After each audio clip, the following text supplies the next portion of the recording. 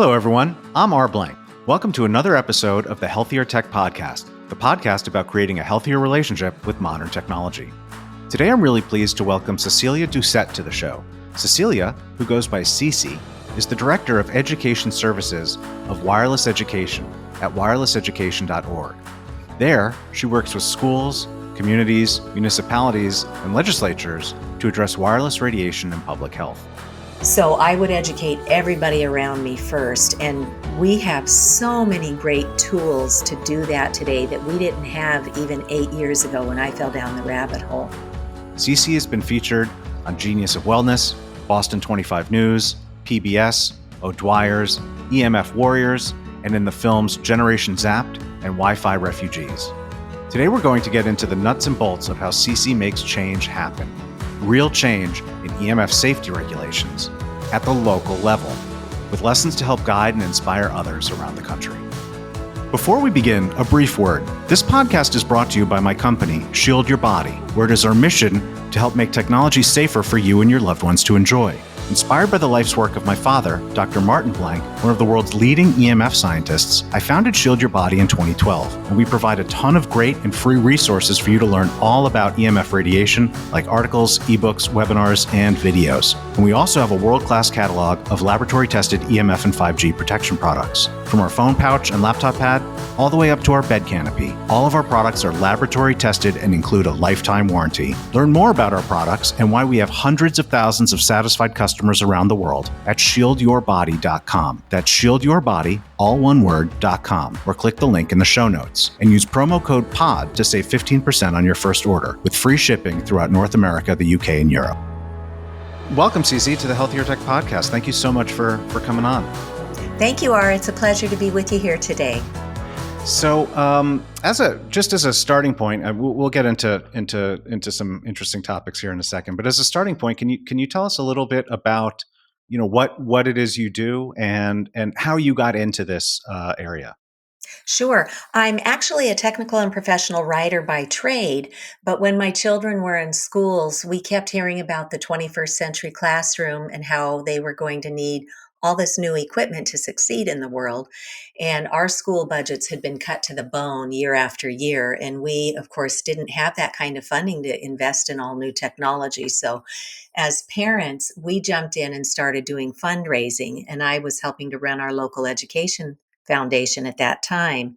And I led 7 campaigns to get technology into our schools, including wireless infrastructure, iPads, Chromebooks, smart boards, minis, and all this other equipment that we were being told was a really good thing. And then one night at book group, a girlfriend of mine who's an electrical engineer had been reading Anne Louise Gittleman's book called Zapped.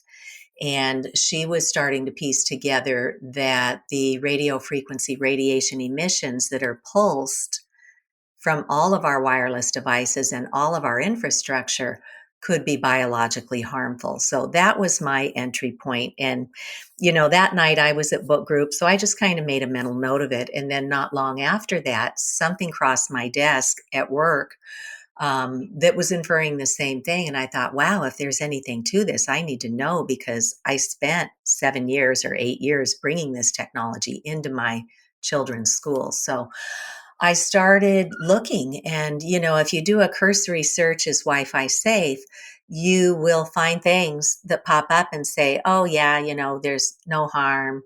You have to have heat to have harm. And the FCC limits are well within this heat limit. So, but I kept researching, and I didn't have to look very far. And I was astounded to find literally thousands of peer-reviewed published studies all over the world linking this radio frequency radiation emission from all of our wonderful gadgets to child and adult cancers, autism, Alzheimer's coming on at earlier and earlier ages, and a whole host of neurological issues. And in the short term, I learned that so many symptoms people are experiencing may very well be because we're leaving this radiation pulsing at us all the time. And my daughter had in high school migraines. What kid is getting a migraine, right? And nosebleeds. And other common microwave sickness symptoms are, the headaches, the nosebleeds, nausea, dizziness, anxiety, depression, suicidal ideation. And we now have advanced scientific studies that show that it biologically changes the gray matter of the brain, it changes the white matter of the brain, and it causes the blood brain barrier to be permeated by these constantly pulsing microwave hits to the blood brain barrier. So now, I know your father was heavily involved in this kind of research too, but once you open up that blood brain barrier, you now have a venue for toxins trying to escort our body through the bloodstream to take a turn and go into the brain. And we've never had that before. So it can help to explain these rapidly increasing rates we have of these neurological issues, from the autism to the PANS and the PANDAS and the anxiety and the depression. So I was shocked. And of course, I felt responsible for having brought this into my kids' schools. So I started speaking to our schools, and I'm passing along the scientific literature and public policy things that I was seeing, like the French National Library took wireless out in 2008 because of the health considerations. And there were pockets in France and Italy and Israel that were removing wireless from the schools. So I thought, wow, all we have to do is show the evidence, and then we'll protect the kids. But what happened was, we have a very top-down education system here in the United States, and I know we do here in Massachusetts, which is where I'm from. And so I'm handing off all this information to our schools, and I got back like crickets. And I'm thinking, wow, if there was a chemical leak in the science lab at school, we would have evacuated that building and protected the students and the staff. But I didn't even get a response. And it was the busy season in our schools for our administrators in that summertime. Granted, the kids aren't on campus, but they've got to wrap up one fiscal year, get the budget set for the next fiscal year, order all their supplies, do their professional development training. So it was a very busy time for me to bring this up. But I kept finding more science showing it's especially harmful to children because their central nervous system is still under development. Their immune system is still under development. Their DNA is still forming, and their skulls are thinner, and their brains are absorbing more radiation because they have a higher water content in their brains. So this is looking really bad all around for our kids, and it can help to explain why so many kids don't feel well today, and we have chronic illness that's just taking over. So I persisted, and I kept sharing the information, and I think it was when our school committee and our administrators read the legal fine print that they realized not only is there a health risk, but there's a legal risk to our school administrators. And so, for anybody listening today who has an iPhone, I would welcome you to take it out and go into settings. And once you're in settings, scroll down and hit general. It's just a little ways down. And then once you're in general, go all the way down to the bottom. And I think second from the last, you'll see legal and regulatory. And if you want to remember how to get back there later, just remember the acronym GAL, like this gal on ours program taught us this. So G for general, then go all the way down for the L for legal. Once you get in there, 3 or 4 maybe from the top, you'll see RF exposure, which stands for radio frequency radiation. And this fine print disclaimer has been in the legal section all along. And when we read it, it tells us a couple of really important things. One, this device was tested at a distance from the body. What they're not telling you is that if you put that device in your bra or your shirt or your suit pocket, or you put it in your back pocket or your waistband, and that is on your body, you will be exceeding the FCC limits for public radiation exposure. And those limits, by the way, were never tested for biological safety. They were only tested to see how much heat it would take from that device to raise the temperature of your skin. But unfortunately, those limits are hundreds of thousands of times too high. We are seeing biological effects at the non-thermal, non-ionizing level that link into all those symptoms that I described earlier. And then when you go into the next paragraph of that legal fine print, it also tells us to use the hands-free option of a speakerphone or a headset. And as R would tell us, you'd be better off with a hollow tube or an air tube headset, because that at least stops the radiation from transmitting on a wire all the way up to your brain, and creates some distance from the radiating device of your cell phone or your tablet or whatever you're using. So they tell us right there in that legal fine print to keep a distance. But who would ever know it's there? And we've not been taught to use this technology safely. So when we continued this conversation with my schools, once they read that legal fine print, I think they had an uh-oh moment, because we, of course, have given all the students and the staff these devices with no safety training. So I didn't realize it at the time, but my public school district here in Ashland, Massachusetts, became the first in the United States to hang a little sign in all of our classrooms that says, best practices for mobile devices. Turn off the device when not in use, and that will turn off all the radiating antennas. Turn Wi-Fi on only when needed. But currently, all of our classrooms have these access points for the routers up on the ceiling that just pulse this radiation all day, every day, unless we know to turn it off. And then, as the fine print told us, always place the mobile device on a solid surface. And, when I was a kid, my mom used to say, don't stand near the TV, it's bad for your eyes. Well, that was a different form of electromagnetic field. It wasn't this digital pulse that's constantly coming. So mom wasn't wrong. Distance is definitely our friend. But the first line of defense is to remove all of this wireless radiation exposure and simply go back to using a hardwired Ethernet cable connection. And who would know? For $20 or $30, you can buy a little adapter for most wireless devices.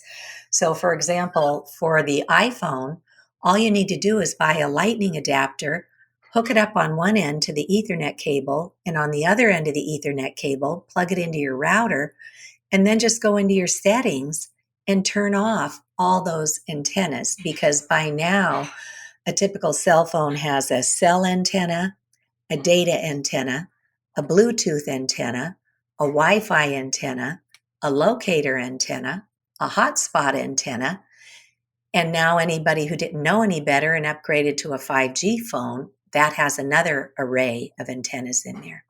So our message, of course, is not no technology, because we love it and we live by it, but it's high time we be given the facts to have a choice to make safe technology choices. So that's how I first got involved in this, was through my schools. So I think I'd like to put a link to that that yellow sign in the show notes, so everyone, all the listeners, can see what we're talking about. And that story, obviously, part of what I find interesting about it is you came into this basically by pulling a complete 180, right? You were a tech advocate, and then you spearheaded a first in the nation set of safety regulations at your children's school. Right. And so when we had the first day back to school, and I was working for the schools then as our grant coordinator. So the day before the kids come back to school, all the faculty get their required training, the mandated reporter and the anti-bullying and physical restraint. And then they put up a few slides around what we had done with best practices for mobile devices. So they showed our little sign, and then they moved on to the next segment. And I went, well, wait a minute. They didn't actually tell the staff that this is two-way microwave radiation that's extraordinarily harmful. And that's because this had become a contentious issue in our community. And we had, when we were talking about this with school committee, we had a PhD physicist, we had a veterinarian, we had technologists, we had engineers. who would get up to the microphone and say, well, our kids really deserve to have the best that we can afford to give them. And wouldn't it be a step backwards to get rid of the wireless? And, our school administrators and school committee members, they're not doctors or scientists. And so it became very difficult to have this conversation because the industry has been so effective at their disinformation campaigns, spinning up all the benefits, but without fessing up to the harm. Yeah, So it was a tough issue. And so once I realized that they hung up this sign, but they didn't tell the teachers that this is two-way microwave radiation that is extraordinarily harmful, I made an appointment with our school superintendent. And he was new to being a superintendent, but he was a good guy and a good administrator. And he had been our high school principal previous to that. And so I said, Mr. Adams, I'm so grateful that we have this sign, because I've seen in other communities across the country and the world where they're so deep in bed with industry that other schools don't even want to hear it, and they don't do anything to protect anybody. So I said, first, an expression of gratitude. Second, we didn't tell the teachers that this is radiation. And he just kind of held up his hands and he said, Cece, all I can do is what school committee told me to do, and that's to hang that sign. And I said, okay, how about we tell the parents that this is two-way microwave radiation? And he said, he lives in a different town. And he said, I did go back and check with my children's schools, and they don't allow wireless in the classroom unless a child has an individualized education plan that requires their own tablet to access their education.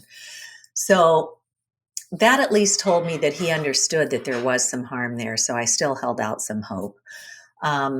But he said, I've taken it as far as I can in our schools. So then I started scratching my head going, well, how can we tell the parents? Because if the parents knew, at least they could protect the children's sleep. And that's such a critical component for allowing their bodies to do cell growth and proper cell repair and regeneration during the sleeping hours. So I thought, okay, what can I do now? And when I served as the president of our local education foundation, I worked in tandem with our state senator, Karen Spilka, who is a wonderful public servant. So I made an appointment with Senator Spilka, and I met her for her local coffee hours, and I brought the science, and I brought Ashlyn's little sign, and I brought a detection meter. And so I taught her what I was learning, and then I measured her cell phone and her district director's laptop, and both devices went right off the charts with radiation. And they're looking at me like, really? And I said, yeah, and nobody knows. I said, is there something from where you sit that we could do to just simply give the public the right to know, just like we do with alcohol, and eventually we did with tobacco and gambling and pornography and drugs? Whatever people want to choose as adults, that's their choice, but it's our moral obligation to protect our collective children. So Senator Spilka put me in touch with a lawyer in her office, and he and I crafted a very simple bill back in 2014 that would simply bring the right minds together at the state level to take a look at this and then decide what to do. So in January of 2015, my bill was introduced, the House gave it the nod, and then it was assigned to the Joint Committee on Public Health.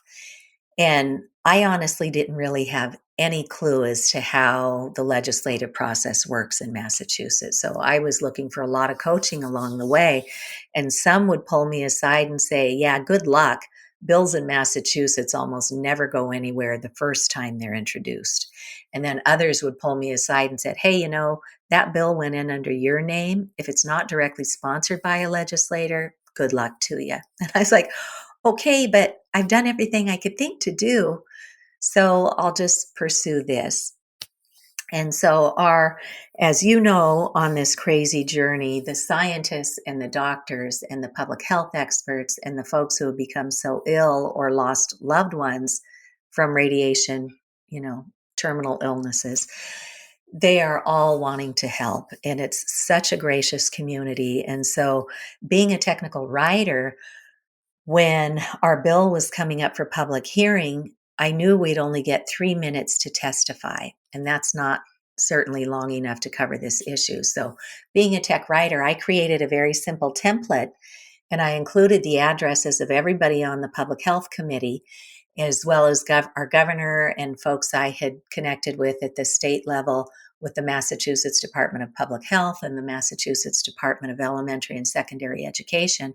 I figured let's all learn together. So I included everybody on this template and I sent it off to the experts as well as the citizenry who knew about this issue. And I said, if you wouldn't mind, we'd be so grateful if you would send in a statement of support. So we got those statements in and we started building the public record. And lo and behold, our bill was actually reported out favorably that very first session by the Joint Committee on Public Health. But then it was given over to the Joint Committee on Healthcare Financing, and they sent it to study at the end of that session in 2016. So I went back to the attorney in Senator Spilka's office, and Aaron Carty said, come back in the fall and we'll take a look at this again. So I come knocking again in the fall. And he said, oh, yeah, we just met with requests out of her district. And he comes back and he looks at his notes. He says, oh, yeah, Senator Spilka is going to bring this bill back. And she's going to bring it back under her own name. And this time she's going to do it as a resolve. And I said, what's a resolve? And he said, well, when you introduce a bill, you can introduce it as an act, which is what my bill was initially, and an act would change the law. Or you can introduce it as a resolve, as in we resolve that we're going to take a look at this issue and figure out what to do with it. And then once you do that, then it goes away and you continue on with whatever the plan is.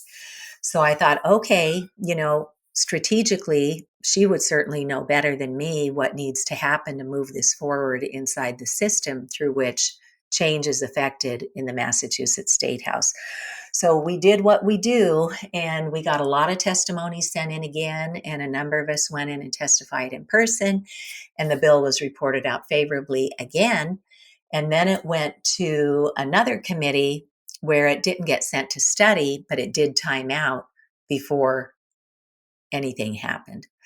So then last session, now we're in 2017, 2018, I go back and say, will Senator Spilka introduce my bill again? And they said, oh gosh, no, she's now been elected Senate president and she does not introduce legislation anymore. And I was like, oh no.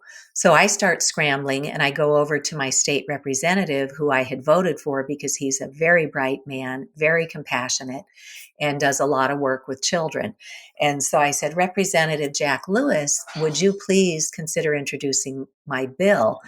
And so he did, and it got assigned not to public health, but to the Joint Committee on Telecommunications, Utilities, and Energy. And I went, uh-oh, because they had had a bill for years to give the public the right to choose not to have a utility smart meter mounted on their home.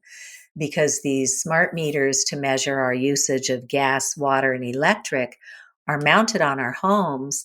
And they don't just take a reading once a month to give you your billing. They pulse this constant toxic microwave radiation 24/7, literally thousands of hits a day. And if people don't know any better, they might put a child next to the wall where that's mounted. They might put an elderly person. They might put a pregnant woman or anybody else with an existing health condition. And those are 4 classes of citizens who are especially vulnerable to microwave radiation. And it's not good for you and I either.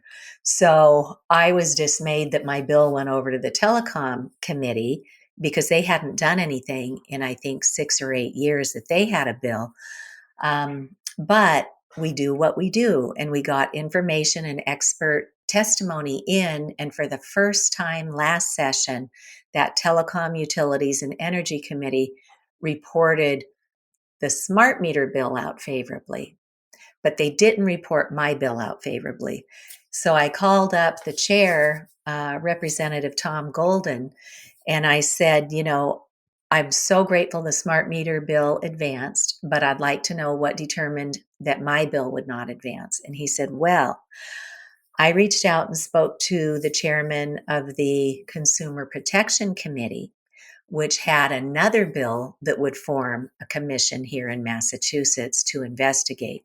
And that bill was actually written by the Consumer Protection Committee after our Senator Julian Cyr had written a couple of bills to investigate this issue too. So I said, I don't care if my bill advanced or not. I just want us to get this issue figured out. So I was so grateful that Senator Sears' bill advanced.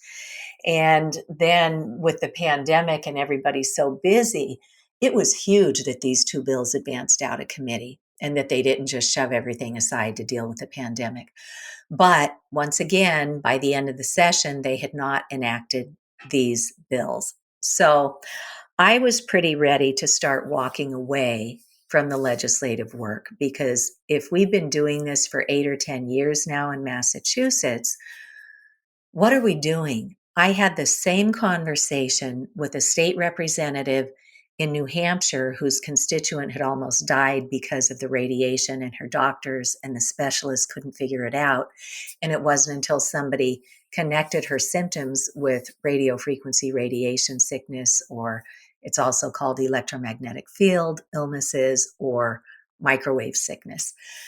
So this woman, Deb Hodgson, up in New Hampshire, introduced me to this representative, Patrick Abrami, and he was an engineer. And when he heard that she got sick from wireless, he was like, well, this doesn't add up to what we've been trained in, because our engineers and our physicists have been taught that you have to have heat from a device to have harm, and that our FCC guidelines are safe. So when he learned about this from his constituent, who was an accountant, a very respectable professional, she wasn't some crazy off the street, he went and started doing the deep dive, and he started reading the scientific literature. And he has this major wow moment, like, wow, what are we doing? So Deb Hodgson introduced me to Representative Patrick Abrami. They got in his car in New Hampshire. They drove down to my home in Massachusetts, and we spent the afternoon helping him to connect the dots. And then I didn't realize it at the time, but he went back and beefed up his bill, and he put, I think it was 8 very pointed questions in that demand answers. And he started with, why do Lloyd's of London, Swiss Re, AM Best, and the world's leading insurers already recognize this as a leading risk, and they have put exclusions in their policies that they will not cover damages from radio frequency electromagnetic fields.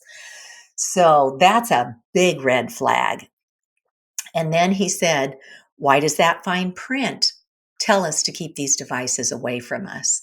Why does the FCC only account for the heat impact? Why does the FCC ignore thousands of scientific studies showing biological harm at the non-thermal, non-ionizing, low-level radio frequency emission levels? And then he said, and why are they ignoring? Why isn't anybody looking out for us for this cumulative effect? Because if you look around your home today, we have multiple cell phones, we have perhaps tablets and laptops, we have printers, we have mice, we have keyboards, we have Ring, we have Roku, we have, Bluetooth, we have Chromecast, we have all of these devices constantly pulsing this toxic microwave radiation. And people wonder why they're chronically fatigued, or why they have headaches, or why they can't sleep through the night anymore. So I was so grateful that Representative Patrick Abrami introduced this bill in the winter of 2019. And then the bill came up for public hearing first before the House Committee on Science, Technology, and Energy. And Rep. Abrami invited me to come up and testify. So I drove up from Massachusetts, and there were a number of citizens in New Hampshire who testified as well, because they were sick or their children were sick. Or we had a biologist who talked about the whole other piece of this, which is the environmental impact and all of our disappearing pollinators and birds dropping dead out of the sky when they were testing 5G in The Hague in the Netherlands, and birds dropping dead on cruise ships because of the antennas on top of the ships. So we had a lot of good testimony. And then we also had other experts join us. Frank Clegg is the retired president of Microsoft Canada. And I know he did a lot of work with your father up in Canada too, the Honorable Dr. Martin Blank, may he rest in peace. And they had worked together on this a lot in Canada. So I introduced Frank Clegg to Representative Patrick Abrami. And when Mr. Clegg was in the technology industry, he was the president of Microsoft Canada. And he knew enough while he was raising his family never to have wireless in his own home. And when his kids were clamoring for the latest and greatest in gadgets, he would not give his kids smartphones. But when he retired, he wanted to really understand this better. So he sought out a dozen of the world's leading experts and learned the truth behind wireless and came back and said, we are not protected here in North America. The FCC's guidelines for public radiation exposure are not safe, and nor are Canada's Safety Code 6 standards.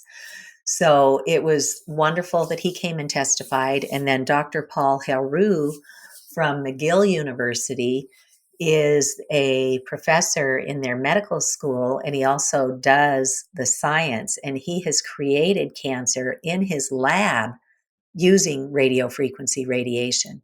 So we all testified, and the House committee reported the bill out favorably. And then it went over to the Senate side, where it was assigned to the Senate Committee on Health and Human Services. So that was great. First, it went through the technology end of things, and now it's going through the Health Committee. And the bill was co-sponsored by Senator Tom Sherman, who is a medical doctor, and he is seeing the fallout of radio frequency radiation from wireless in his medical practice, as are far too many medical doctors who have no idea to even connect it to the wireless radiation. So I was asked to go up and testify again in New Hampshire for the Senate. They voted it out favorably, and then it went under the governor's pen, and Governor Sununu signed the bill into law that they had to form a commission and investigate the health and environmental impact of emerging 5G technology. And once they formed their commission, and it was a really good commission, they had top level professionals who had the credentials and the experience to actually assess the peer-reviewed scientific literature. So they had 2 medical doctors. I think they had 3 engineers, physicists, who were all legislators. And then they also had the New Hampshire Attorney General's office was there. The state level medical society was there. And of course, we want to have everybody at the table. So they had the national level industry representative, who is Beth Ann Cooley from CTIA, the wireless industry. And at the state level, they had David Juvet, who is the state level wireless guy. So they had and the business association was represented. So they had all these experts at the table, and they brought in leading independent scientists and doctors to inform them of what the science and the risk is. And then the industry brought in this Dr. Swanson, who they pay to come in and say there's no harm and deny everything that shows harm. Now, Dr. Swanson had told the commission that he would be providing scientific evidence that this is safe. And at the end of the day, he never submitted anything. Neither did Beth Ann Cooley or Dave Juvet. And in fact, it was even worse than that. In Keene, New Hampshire, they had become informed of what this radio frequency radiation was. And so they put a moratorium on any new wireless technology applications for 5G small cells or upgraded 4G systems that the industry was pushing to put in. So they said, it would behoove us to just wait until this New Hampshire Commission report comes out, and they voted on it, and they decided they would wait until that report comes out. Well, my understanding is that during these hearings that were happening at the State House, Beth Ann Cooley got in the ear of the mayor of Keene, New Hampshire, and he made his city council do a revote, and they revoted 8-7 to reverse that moratorium on the 5G small cells. So that was just, for most of us, we would consider it unconscionable. And then secondly, the week before that report was published, Dave Juve went and took out big space in the local media saying that, oh, 5G is the latest and greatest, and don't believe what anybody says about any kind of harm. So they're a wily bunch. But in New Hampshire, the way they work it is if the majority of the people on a commission can agree, then they do a majority report. If there are still people who are in the minority, they are given the opportunity to write up a minority report. So when we look at the New Hampshire report, I love the way they structured it. Rep. Abrami wanted to put the executive summary and their 15 recommendations to migrate towards safe technology, put all that right up front. And then that's followed by another 10 pages of the industry report in the minority report, which in itself is kind of a gift because they've just spelled out all this disinformation that they give to our towns and to our legislators. So you've got their playbook right there too. And in the very last meeting of the commission, Senator Denise Riccardi countered a lot of the disinformation that they put in that minority report. And another component of this report that I love is that Deb Hodgson took minutes for every one of the commission meetings. And so we have all those statements of fact in the minutes where Senator Riccardi countered all of the industry spin that's in that minority report. So this is a really solid report. The appendices contain the science. And they tried to get the Federal Communications Commission to come talk them through why we have the radiation exposure levels that we have. And the FCC defers to the Food and Drug Administration, who told them they don't have to change their public radiation exposure limits. So the commission invited the FDA and the FCC to come sit with them and talk us through how we justify what look to be toxic levels of radio frequency emissions. And they wouldn't come. Our federal agencies would not engage with a state level commission, and they just continued to point to the disinformation that's posted on the FDA and the FCC and other federal agency websites. So another really good piece of evidence that they included in their final report is that Harvard published a free online report out of their law school Center for Ethics that's called Captured Agency: How the Federal Communications Commission is Dominated by the Industries it Presumably Regulates.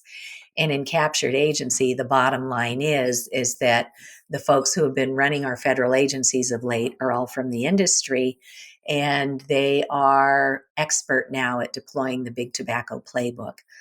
All you need to do is suppress the credible evidence of harm, do your own studies under conditions that would appear to show no harm, commandeer the airwaves and the media, which they've done. Their parent organizations either outright own our media channels now, or their advertising revenue is so potent that there are embargoes where they cannot do true journalism investigation into this issue.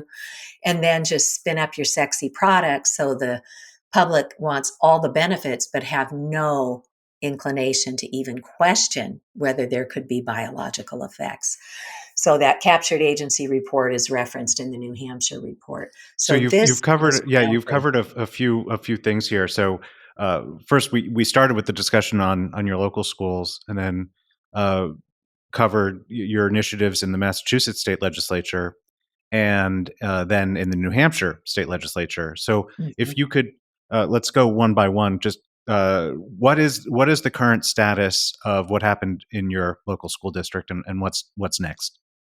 In my local school district, I began to educate at the state level with the Massachusetts Department of Elementary and Secondary Education on numerous occasions, myself and others, presented the scientific fact. And I have been told by our state level Department of Education that they're waiting for higher authorities to tell them what to do.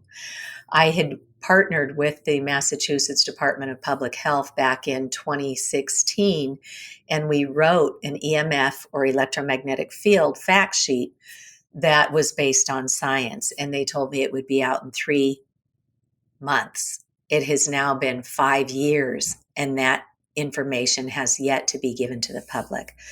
So I said to the interim commissioner at the Department of Education, Dr. Jeffrey Wolfson, I said, so who does the Department of Public Health report to? And he said, the Executive Office of Health and Human Services. So I called a meeting with their office, but by then I knew not to go it alone. So I brought my district director from Senator Spilka's office. I brought with me a research analyst from the Joint Committee on Public Health. I brought with me my contact at the Department of Education, plus a half a dozen citizens from around the state, one of whom has multiple residencies, including in France, where they've already passed a national law that you cannot have wireless in preschools or nursery schools or kindergartens. And at the upper grades, the default is all wireless is off, and you only turn it on what you need, when you need. So I thought we had a great meeting, and this was in the summer of 2019. And then nothing from the people in Massachusetts who are responsible for public health. And so we still have our bills in Massachusetts, and our schools are still waiting for higher authorities to tell them what to do. And we do have a bill in Massachusetts that would require the Department of Education to assess this and protect our kids and our staff. So we move like molasses in Massachusetts. And I wasn't going to come back and do this work, because if we could get a bill passed into law in New Hampshire in 7 months, what are we doing in Massachusetts over 8 to 10 years? But I also learned that in Massachusetts, all their legislators are volunteers. They receive a $100 stipend, and that has not been increased since like the 1890s or something. So, my big sister always told me, follow the dollar, and she's right. So I don't know what's going on behind closed doors in Massachusetts. I do know that we have some very, very good public servants, but not all of our public servants are public leaders. Right. So then what is the status of your efforts in New Hampshire? In New Hampshire, that report was submitted to the legislature, and now this upcoming legislative session that begins in January, Representative Abrami and Senator Riccardi are introducing the next bill that would begin to enact some of the 15 recommendations that they put in their report. And I think the first piece they're going to go after is to say, let's put our fingers in the dike and at least stop what's going on. So for any new wireless community level infrastructure like small cells or big macro cell towers, you cannot put them any closer than 500 meters or 1,640 feet, because in the scientific literature, within that 500-meter mark, we see high levels of cancers and neurological issues and sleep problems. So it starts to go down at that 500-meter mark. So I think that's the first piece of legislation they're going to be introducing. And then who knows, maybe, one of their recommendations is that our state level authorities should be proactively taking out radio and TV ads and educating the public about how to use their own devices more safely. So who knows, maybe they can do that without even having to go through legislation. So we remain hopeful. It is definitely a marathon and not a sprint. And I did go back this session in Massachusetts because Senator Julian Cyr reintroduced the bills that would form a commission. And so we've been chaperoning the commission bill through, as well as the smart meter bill and the Wi-Fi in schools bill. And just this past month on November 4th, they advanced the commission bill out of the Consumer Protection Committee. So now we're working on helping to educate the Senate Committee on Ways and Means on what this issue is. And I had a wonderful 2.5-hour conversation with one of the staff members there. And now I'm looking to get in with the chairperson, Oh, Senator Rodrigues, if we can. So we'll keep doing what we do, but I would encourage everybody not to wait for public policy to catch up to the science. I think that the real power lies at the local level. And if I could share lessons learned, um, if I had a do over, I would not, in all good faith, have gone right up to our school and town administrators. What I would have done is gone laterally and educated all of the parents that I know, all of the grandparents, and grandparents and retirees are wonderful because they recognize the big tobacco playbook when they see it, and they have more discretionary time and they want to give back to their communities. So they have more time than busy working parents have. So I would educate everybody around me first. And we have so many great tools to do that today that we didn't have even 8 years ago when I fell down the rabbit hole. I know that the work that your dad did is greatly featured in the award-winning documentary called Generation Zapped. And Generation Zapped was included in the United Nations Film Festival. It won Best Documentary at the DC Independent Film Festival and the Women's Independent Film Festival. And now it's become part of our library collections. So if you have a library card and your library has subscribed to the streaming services of Canopy, that's Canopy with a K, or Hoopla, you can just watch Generation Zap for free. So have a watch party with your loved ones, or if you don't have a library card, you can just download it at generationzap.com for just a few dollars. yeah, and it's Um, also on Amazon, oh, Prime Video. very cool. Yeah. So, yeah, learn and then be courageous because this is a very difficult conversation to have, but we have so much to gain with a little bit of time to talk to people about this.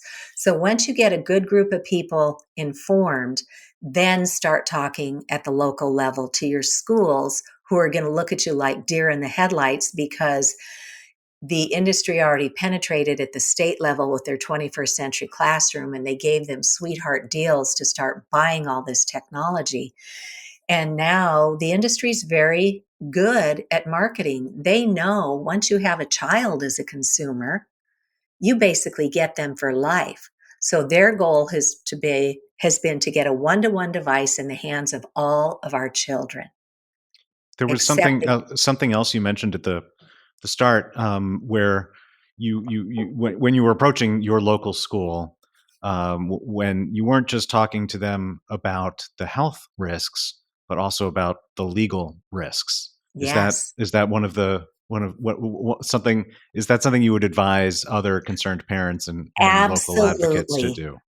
Absolutely. Because, most of the people who serve on our school boards are just good doobies, right? They just want to help and they get scared to death by the legal stuff, but they need to know that they are legally responsible for radiating the children. And we have had a wonderful project that launched in 2021, and it's by our friends Patty and Doug Wood at Grassroots Environmental Education, which is a nonprofit. Patty has won an award from the Environmental Protection Agency for the work that she's done with her team to protect children on other environmental toxins. And so Patty and her husband, Doug, launched a new project that they call Tech Safe Schools. So if you go out to techsafeschools.org, they have created a couple of really great resources. One is a letter to your school administrators to teach them what this issue is. And the other is a legal letter where they engage lawyers from around the country who specialize in the harms from radio frequency, radiation, or wireless technology. And so, none of it is threatening, it's just information. So take this information to your schools once you've got a group of educated people who want to see change happen. Because again, my superintendent, even when our own government put out a $30 million study from the National Toxicology Program, which is part of the National Institutes of Health, it is the gold standard for toxics research in the world. When the National Toxicology Program put out their $30 million study over 20 years of investigation with an unprecedented 3-day peer review with radiation experts from all around the world that concluded clear evidence of cancerous tumors and DNA damage, I gave that to our school superintendent, and he said, "Yeah, Cece, but you're just one voice. So do not go it alone. But once you have a group of well informed, determined parents, you can move mountains and we can help you. And tech safe schools can help you." And I've also helped to establish Massachusetts for Safe Technology. And our website is at MA, then the number 4, safetech.org. That's MA4safetech.org. And we've got links to all these resources out there. And I do a monthly meeting, and anybody from anywhere, you don't have to be from Massachusetts, is welcome to join us. And on our monthly meeting, we just compare notes. What are you guys doing in your community? What worked? What didn't work? What could we do better? Who's doing what at the national level? Who's doing what at the international level?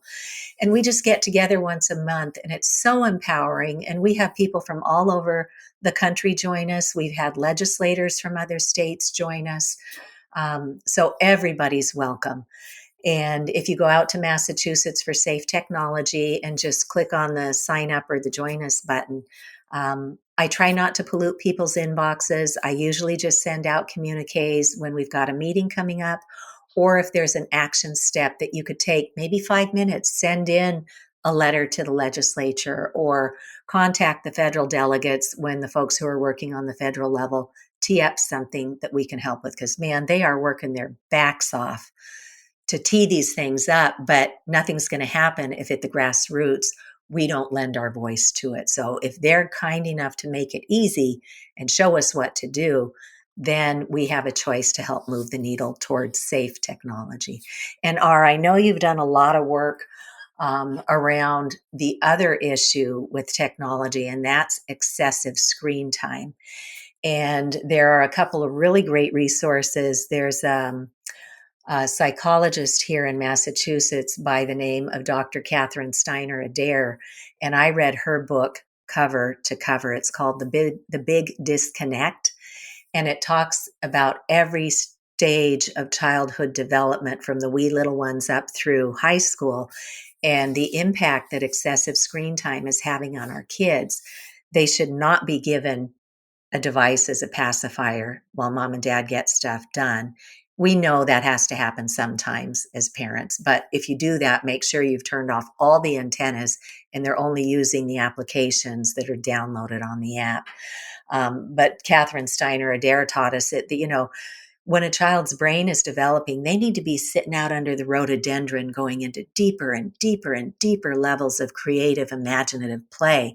That's what causes the synapses to grow a proper brain and to interact with other children and to interact in their environment and to interact with loving, caring adults, where you're learning everything about what it is to be human through not only the verbal, but all the nonverbal cues, and to learn compassion and to learn empathy.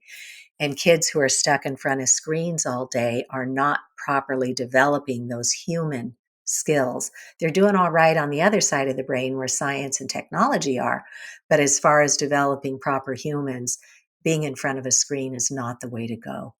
Dr. Victoria Dunkley has a book called Reset Your Child's Brain, and she is a psychiatrist who's developed a 4-week protocol to teach everybody around your child what is happening, and then do that the first week, and then the next 3 weeks you remove the child from the technology environment. And as scary as that sounds, by the end of that 4-week protocol, the whole family is so grateful. They've all kind of taken a step back and gotten their lives back. And their children are these happy, well-functioning children again, instead of these anxious, depressed, scared, incompetent, socially ungraced children. So it's hard. My daughter was working as a lifeguard at a place nearby, and my neighbor who hired her came up and said, I have to tell you, I love having your daughter work for me. She makes eye contact. She talks to other adults. And I said, really? Is that so unusual? And she said, today, yes, it is. Wow. And it just broke my heart. So, yeah, we have to address the excessive screen time. And we also have to address the radio frequency damage that's happening day and night. So it's not rocket science. Choose hardwired technology, plug in your technology, come up with a family plan. The American Academy of Pediatrics has a template out there to start the conversation and to come up with a family plan. And the kids are watching. We've got to set the example. So, um, I hope some of that is helpful. No, Cece. Thank you so much for coming on the Healthier Tech podcast. I know, just talking to people contact us at SYB all the time, and a lot of people lose hope, and especially when you're just looking at the federal level where virtually nothing is happening. Yeah, It except is so easy to lose hope, and it is, you but you coming know to what? yeah. Humanity, maybe we're just one big classroom where we have to learn all the bits about being human. So if we look back historically, we've always had this awful element, be it enslaving the Chinese for the gold mines and then to build the railways, be it enslaving the African Americans. You know, we've done this. The coal mines, we did it everywhere. It's just wearing a new face today, and it's the wireless industry. But there are many people who work in the wireless industry that are really good people. So we don't want to, cast everybody out, but we do need to bring public policy up to speed. Yeah, And and I really appreciate you coming on to show how that can be accomplished at the local level. And yeah, I and one also want other, if I could just offer one other piece of advice, because wireless radiation is invisible, it's really important to be able to show people. So I would recommend that people get a radio frequency detection meter so that they can demonstrate what this radiation is. And once you do that, then you show them the fine print in their devices, and they can now put two and two together and go, wow, what are we doing here? And I went after a grant through a local fund in my community. And it took me 3 tries of convincing different boards, but ultimately we put a radio frequency detection meter on loan in our public library that the public can take out and go around and measure and see what their exposures are, do the gap analysis, and then decide what they want to do to get to safe technology. And that was a pilot program. And now in Newton, Massachusetts, a doctor and I put another one on loan there. In Pittsfield, Massachusetts, where a whole neighborhood became ill when a cell tower went up on top of them. There's one in the Pittsfield Library. And then I've heard from others across the country that they're doing the same. So help to make the invisible visible. And Dr. Magda Havas up in Canada is starting to do what our government should be doing, and that's mapping out what these exposure levels are. So if anybody wants to participate in Dr. Magda Havas's study with a meter, there's a certain one that they recommend, and it's the Safe and Sound Pro 2 meter. And if you agree to participate in her study, they're offering a discount on that. So you can go to the globalemf.com, I think it is, globalemf.com, or reach out to me at Massachusetts for Safe Technology and I can put you in touch. So lots of good things happening. We have hope every day. If we can plant one seed every day, then it's a good day. If we get a big win, then we pop the champagne. But there's always hope, and don't give it up, because we have so many solutions, but it takes education at the grassroots level. So I can be brought in to educate your town boards, to meet with your legislators, to meet with your friends. I'll join you to co-host a screening of Generation Zapped or watching it in advance, and then we can do a Zoom meeting with your friends. So anything I can do to help. I did walk away from my tech writing career to do this. So if you're in a position to give me a speaker's honorarium, I would be very grateful. But if not, I'll still come and help. So let us know what we can do, but do not give up hope, because there is always a solution out there. Well, thank you so much, Cece, for taking the time today, and for all the work that you've done over the last 8 years. And it sounds like you're you're geared up to keep plowing forward on. So thank you very Yeah. much. And right back at you, R. I understand that you and your father and your cousin all collaborated on his book. Um, what was the name of his book? Overpowered. Overpowered. So if anybody really wants to read a solid book of evidence on what this issue is, thank you. And thank you for everything you continue to do today to help us shield our bodies and acknowledge that the first line of defense is to remove the exposures. But if you have to be out and about and you're electrically sensitive, we're so very grateful that you have vetted products that are not just some shyster selling us something, but products that people who are electrically sensitive are finding great comfort in using. Thank you. I appreciate that. All right. Well, have a great day, everybody. Let us know if we can help further.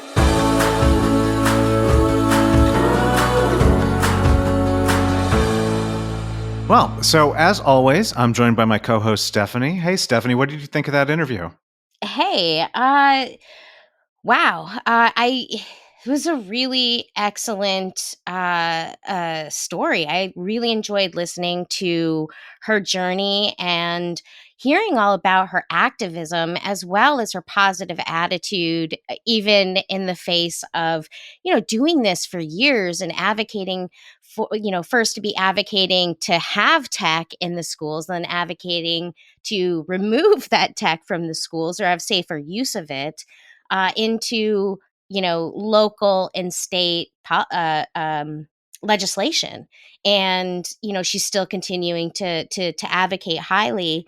And I appreciate that she kind of left the interview with a note of hope and keep going, because it's a long process, but also her advice to for each individual listening, if you want to become active, start with the people you know. I thought that was really, really important message. What Yeah, did you think, R? yeah, the way I think she talked about that, go laterally, get support from other people, don't go Mhm. it alone. I think Mhm. that is, I think that's really important, and that's something I think we've been emphasizing at SYB quite a bit, which is you can't affect this change on your own, and you do need support, and you do need to learn how to communicate these issues to get that support. And I think Cece is clearly a very good communicator on these issues, and she knows a lot of the key talking points. She has basically an encyclopedic knowledge of the situation, and I thought it was, especially after a couple of the other interviews this season, especially I'm thinking the one with Matt Robeson, where we see how hard it is to get things done at the national level, in contrast Mhm. to the interview with Alex about what's going on in the EU. I thought it was really helpful and insightful to see how to get this stuff done at the local level, and that Yeah. it is getting done at the local level. Yeah, and it almost feels like, and thank you for bringing up that point, this really, really great point.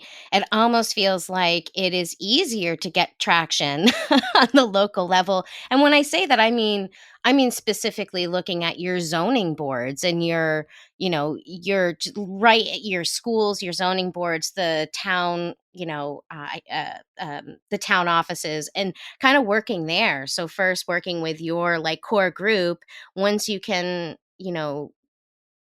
get your argument, argument's probably not the best word to use, but once you get used to speaking about the topic, bringing it up on that local level. Yeah.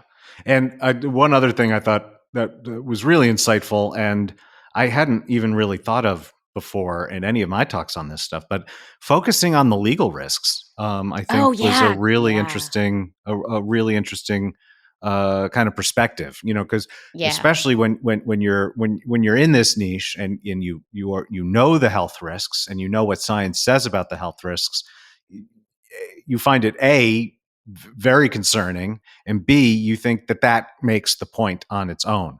But for a lot of people, there are real. I mean, the issues she brought up about Swiss Re and Lloyd's of London and AB Mhm. Best or AM Best not being able to get not being willing to issue coverage for wireless companies for future health risks. that speaks real volumes. And when especially at the local level, people really can be guided by risk mitigation. Yeah, I mean, I would not lead with that if you're talking to your school. I would say don't start there. Maybe start with some, educational materials, the yellow sign, go there. But I actually did take a note when she said, because it just, I don't know, something about the way she said it and the thought of, it's your job not to radiate our children. Like, it's your job not to. And I don't know, when she said it, I was just like, wow, that's a really powerful line in and of itself. But again, I wouldn't start there. Yeah. But it is true, not just for educators, but also for parents. Yeah. Well, Cece is clearly a force to be reckoned with, and it's amazing to see the Yes. change that she's been able to affect in Massachusetts and New Hampshire and in her own children's school. So I'm really glad that she was able to make the time to come on the show today. Yeah, I really appreciated hearing her journey, and I left with a lot of really great actionable information and places to look for more resources.